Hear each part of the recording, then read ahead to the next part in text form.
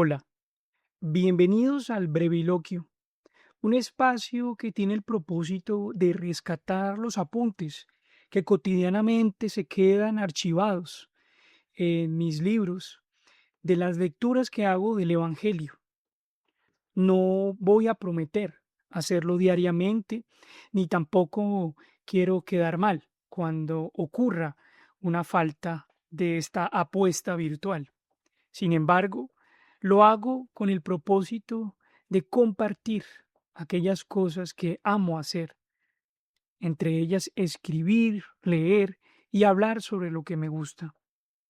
En este caso, no solamente se trata de mí, se trata de la enseñanza de la iglesia, se trata de conversar, de contemplar y entender la enseñanza de la iglesia a través de lo que dice la Sagrada Escritura.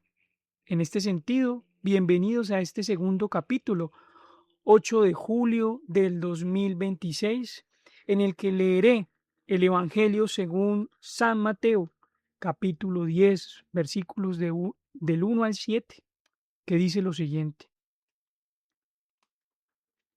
En aquel tiempo, Jesús llamó a sus 12 discípulos y les dio autoridad para expulsar espíritus inmundos y curar toda enfermedad y dolencia. Estos son los nombres de los 12 apóstoles. El primero, Simón, el llamado Pedro, y su hermano Andrés. Santiago el Zebedeo y su hermano Juan. Felipe y Bartolomé. Tomás y Mateo el publicano. Santiago el Alfeo y Tadeo. Simón el fanático y Judas Iscariote, el que lo entregó. A estos 12 los envió Jesús con estas instrucciones. No vayáis a tierra de paganos, no entréis en las ciudades de Samaria, sino id a las ovejas descarriadas de Israel.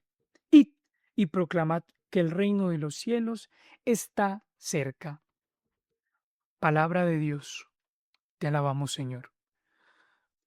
Debo advertir antes de iniciar mi pequeña reflexión que no busco explicar y agotar teológicamente todo lo que se puede extraer de aquí, derivar de allí, interpretar de allí. Debido a que me propongo que sean cápsulas breves, elegiré solo unos aspectos que me parecen relevantes o que dentro de mi oración personal surgen como prioridad en la experiencia de vida. Para la mente secular y tristemente para muchos católicos contagiados de una herejía que se llama modernismo, en algún momento hablaré sobre ella.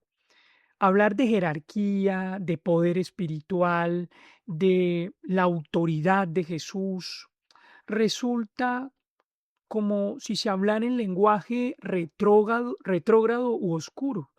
Para muchos católicos, el milagro o el exorcismo son aspectos que no pertenecen a la fe. Parece increíble, pero es cierto.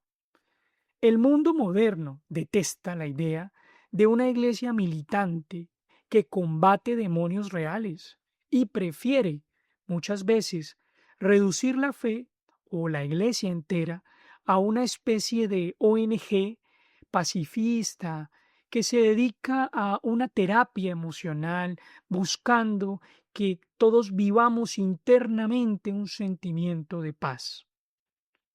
Pero el Evangelio de hoy, en cierto sentido, nos destruye esa ilusión. Cristo, si creemos que es verdadero Dios, como lo creo yo y como lo cree la Iglesia, no escribió un libro ni fundó una democracia, no hizo terapias emocionales.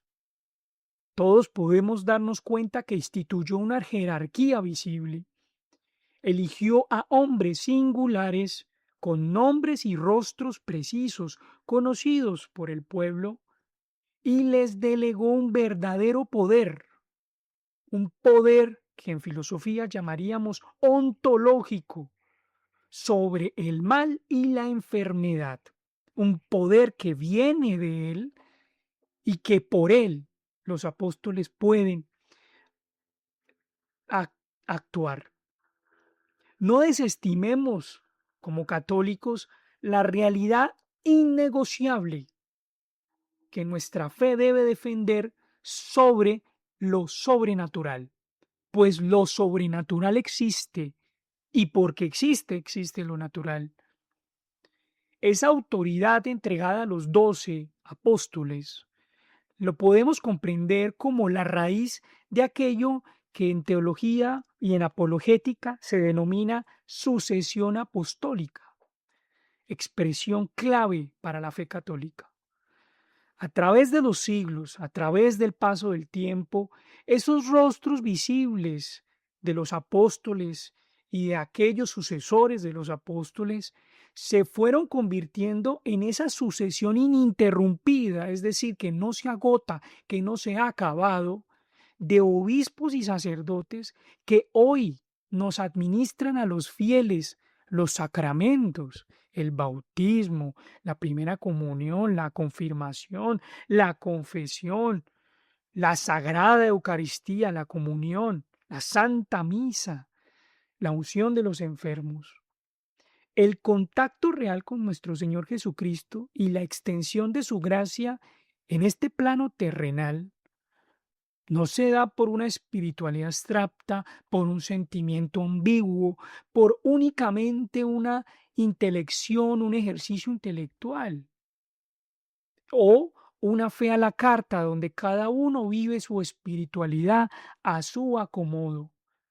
El Evangelio de hoy nos recuerda que hay rostros visibles encargados de llevar la misión evangelizadora, que la gracia se da exclusivamente a través de una iglesia jerárquica y militante, activa en defensa de la fe. Y esta iglesia se encuentra revestida de poder para atar y desatar y expulsar a la oscuridad. La elección para nuestro combate espiritual como católicos es clara. La próxima vez que el mundo o los medios se burlen de esa estructura jerárquica, que por cierto es una burla cotidiana en los medios de comunicación o con personas ateas o que no comparten nuestra fe, o muchos de ellos tratan la guerra espiritual como si fuera una superstición medieval, una mentalidad eh, atrofiada. Recordemos, católicos, que esa estructura y ese poder de expulsar al demonio fueron ordenados directamente por el Rey del universo, por Jesucristo. Si decimos que creemos en Él y si acogemos la enseñanza de la Iglesia, este Evangelio nos recuerda la autoridad de la Iglesia sobre el mal. Y este es el motivo definitivo para que no dejemos de doblar las rodillas, para que no dejemos de orar. Finalmente, para concluir, siempre quisiera exponer ante ustedes motivos de oración. Roguemos por santos sacerdotes que crean verdaderamente en la fe, que confíen sin vacilar en el poder sobrenatural de Dios y en la existencia real de los milagros. Pidamos todos pastores que estén dispuestos a vestir la armadura y combatir con valentía la lucha espiritual contra el mal, y que sean instruidos y enseñados en los seminarios a librar esta batalla desde su formación. Esta es nuestra responsabilidad y no podemos abandonarla. Oremos para que nuestros sacerdotes se preparen contra el mal que está presente en el mundo, porque los necesitamos. Yo les pregunto a ustedes, ¿reconocemos hoy en el sacerdocio católico esa extensión del poder de Cristo? ¿Buscamos que nuestros sacerdotes se eduquen pidiéndoles pulcritud, orden, pidiéndoles que nos enseñen la verdad? Nosotros los fieles no podemos exigir que la Iglesia se acomode a nuestros deseos. Pensemos en ello. Queremos que nuestra iglesia, que la iglesia de Jesucristo se parezca a nosotros, o queremos que la iglesia de Jesucristo nos haga parecidos a Él. No queremos una iglesia que se convierta en el mundo. Que Dios los bendiga y la Virgen los ampare. Viva Cristo Rey.